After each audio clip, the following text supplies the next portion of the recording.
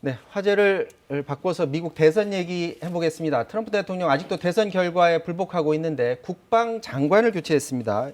에스퍼 국방장관을 교체를 했는데 당초에 이미 뭐 예고는 했었잖아요. 바꾸겠다라고는 했는데 선거 이거 결과 나오자마자 바로 바꿔버렸어요.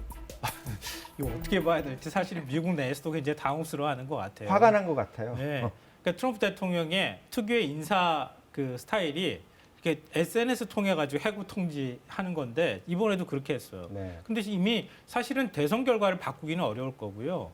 대선 결과 바꾸기 어려운 레임덕이 완전히 빠져 있는 상태에 있는 현직 대통령이 임기 2달 남겨놓고 지금 국방부 장관을 지금 해임을 했다고 하는 건 납득하기가 좀 어렵고요. 그러니까 본인 임기 끝날 때까지 난 여전히 대통령이다. 대통령으로서 권한을 행사한다. 이런 모습을 좀 공개적으로 보여줘야 할 필요가 있었을 거라고 보고요.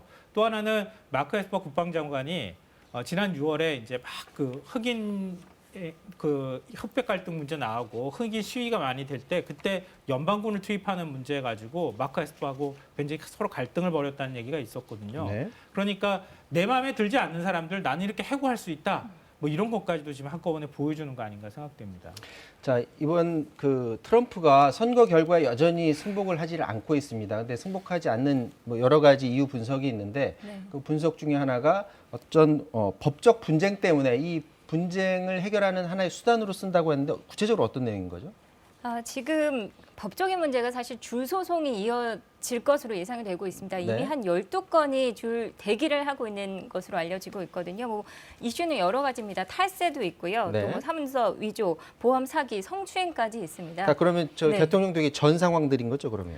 네, 그렇습니다. 지난 2016년 대선과 관련된 것들이 굉장히 많은데 네. 그 이전에 있었던 것들도 있고요. 선거자금법이나 또 트럼프 재단과 관련된 어떤 탈세 문제들이 지금 있는데요. 소송이 걸려져 있는데 이런 것들이 어떻게 수면 위로 올라왔냐 보면은 이 성추행 문제입니다. 2016년 대선 당시에 이제 성추행 문제가 불거지니까 이것을 돈으로 입막음을 한 겁니다. 근데 입막음을 한 그럼 이 자금이 무엇이냐 해서 출처를 따라가 봤더니 거기서 이제 탈세, 보험 사기, 사문서 위조까지 다 줄줄이 지금 나와 있는 상태고 그래서 12개 소송이 민형사상으로 지금 대기를 하고 있는데 현재는 대통령이기 때문에 면책특권이 있습니다. 잘 진행이 되지 않고 있죠. 하지만 임기가 끝나면 바로 또 시작될 것으로 보여서 개인적으로는 상당히 어려운 상황이 될 것으로 보입니다. 자, 임기가 얼마 남지 않았는데 대통령이 스스로 자신의 죄를 사면한다. 셀프 사면 얘기도 나와요. 이게 가능한가요?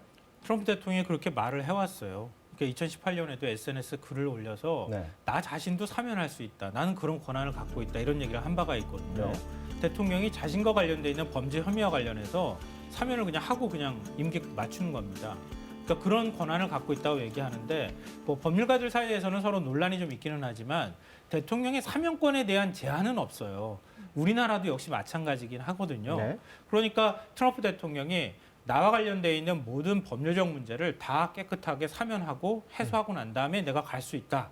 이렇게 얘기하는 게 전혀 불가능한 얘기는 아니라고 얘기합니다. 네, 또 조금 첨언을 하자면 닉슨 대통령의 사례가 있습니다. 선례가 워터게이트 사건이 있었는데 네. 그때 그것으로 인해서 이제 탄핵이 결정이 나니까 탄핵되기 전에 바로 본인이 그냥 스스로 사임을 하고요. 이어받은 부통령이 사임을 해줍니다. 그래서 이런 것들을 노리는 것이 아니냐라고 지금 얘기가 나오고 있는데 과연 펜스 부통령이 그 정도 정치적 어떤 오점을 남기는 일을 과연 할 것인가 뭐 이런 목소리도 나오고 있어서 지금 이렇게 버티고 있는 것이 과연 추후에 본인이 사면 받는 데 도움이 될 수 있을지는 의문입니다. 그래서 그런지 지금 멜라니아 네.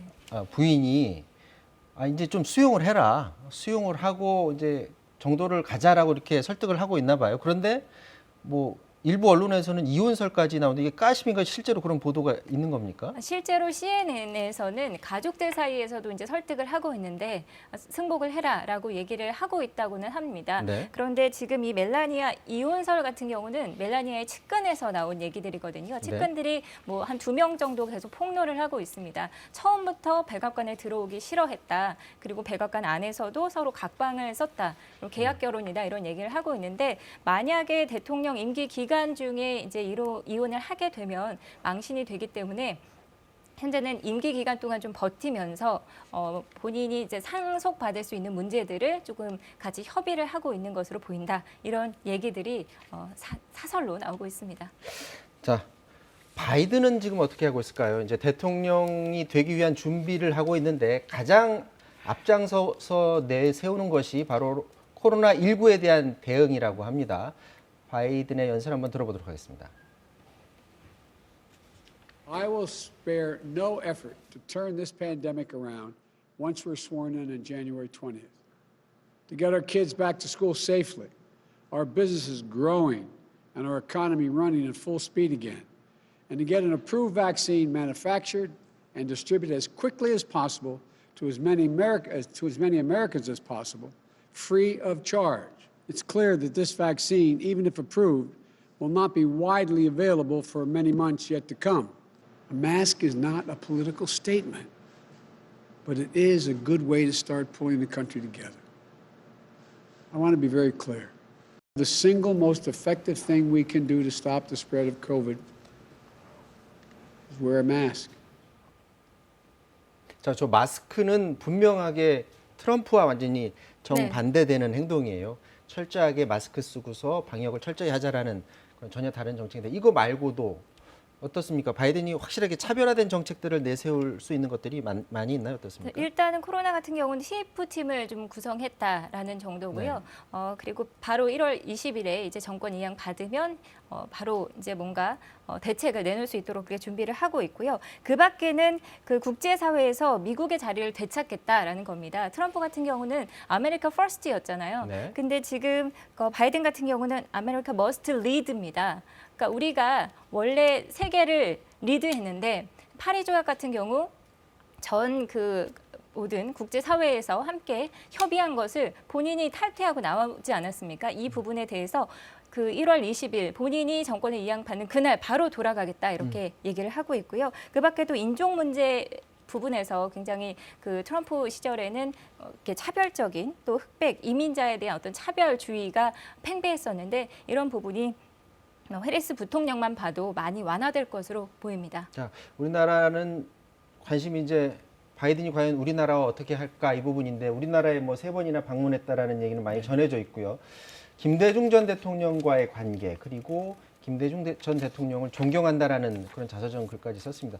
우리나라 입장에서 이런 연결고리를 이용해서 하면 뭔가 좋은 결과물을 좀 가져올 수도 있을 것 같은데 어떻게 보십니까? 한미 동맹은 피로 맺은 동맹이다 이런 얘기까지 해왔기 때문에 한미 동맹의 중요성에 대한 것은 충분히 인식하고 있다. 그리고 또 한국이 민주화하는 과정에서 어떤 일들을 겪어왔는지도 잘 이해하고 있는 사람이다. 네. 그런 면에 있어서는 우리한테 유리하다고 볼 수 있는데요.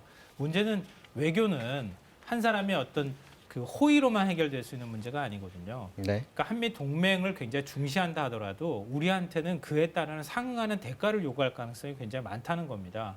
그러니까 우리 입장에서 보면 우리하고 앞으로 관계가 굉장히 좋아지겠지 이렇게 얘기하겠지만 미국 입장에서 보면 인도 태평양 전략으로 중국을 견제하는데 한국이 참여해라. 이렇게 안보적인 측면에서 압박을 가할 가능성도 있어 보이고요. 다만 한미 방위비 분담금 협상이나 이런 것들은 훨씬 더 원활하게 풀릴 가능성도 있지만 근데 남북 관계를 하는 데 있어서 북미 대화를 추진하는 데 있어서도 상당히 신중하게 접근할 가능성이 있어서 우리 정부하고 생각이 완전히 일치하지는 않을 것이다. 결국 우리 정부가 어떻게 설득하는 노력을 하고 미국 정부가 얼마나 무엇을 필요로 하는가를 우리가 이해해서 그 필요로 한 지점부터 우리가 미국과의 관계를 좀 풀어나가는 그런 지혜로운 전략들이 좀 필요하다 이런 지적들이 나옵니다. 예전에 그 박지원 국정원장 같은 경우에는 본인이 예전에 썼던 그 글을 봤더니 바이든과의 그 친밀한 관계, 김대중 전 대통령과의 관계만큼이나 본인도 친밀하다는 그런 글을 썼었는데 그 모종의 역할을 할 수 있을지 이런 부분도 좀 주목이 되는 것 같습니다. 자, 지금까지 미국 대선 전 바이든 당선 이후에 두 후보의 움직임을 살펴봤습니다. 이어서 이수정 범죄심리학과 교수와 얘기 나누고요. 김성환 평론가는 여기서 인사 나눠야겠습니다. 자, 말씀 고맙습니다. 네.